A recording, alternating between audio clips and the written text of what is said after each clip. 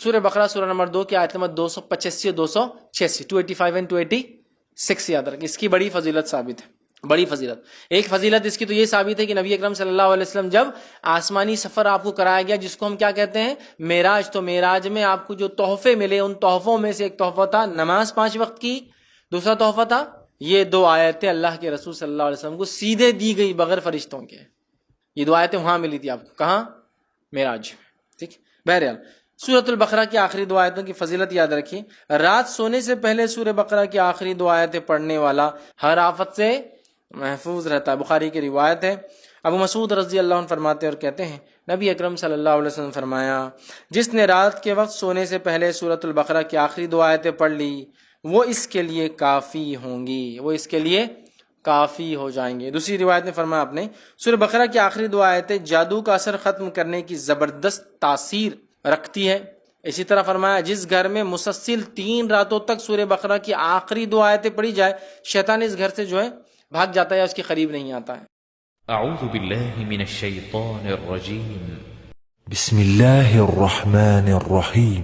آمن الرسول بما أنزل إليه من ربه والمؤمنون كل آمن بالله وملائكته وكتبه ورسله لا نفرق بين أحد من رسله وقالوا سمعنا وأطعنا غفرانك ربنا وإليك المصير. لا يكلف الله نفسا إلا وسعها لها ما كسبت وعليها ما اكتسبت ربنا لا تؤاخذنا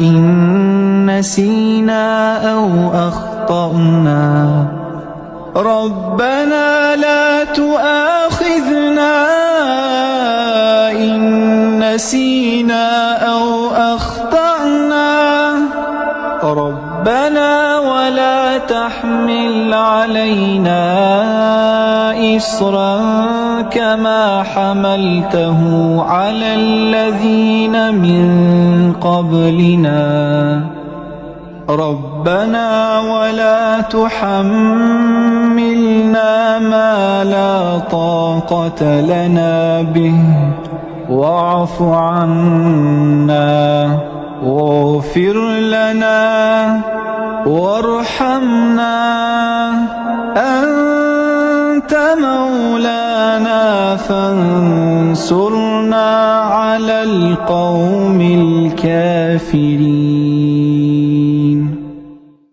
دیکھیے آپ کتنی اہم چیز ہے نا.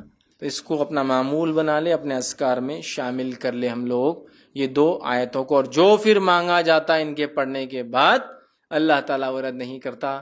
نبی اکرم صلی اللہ علیہ وسلم بھی جو ہے اس کو بہت کثرت سے پڑھا کرتے تھے.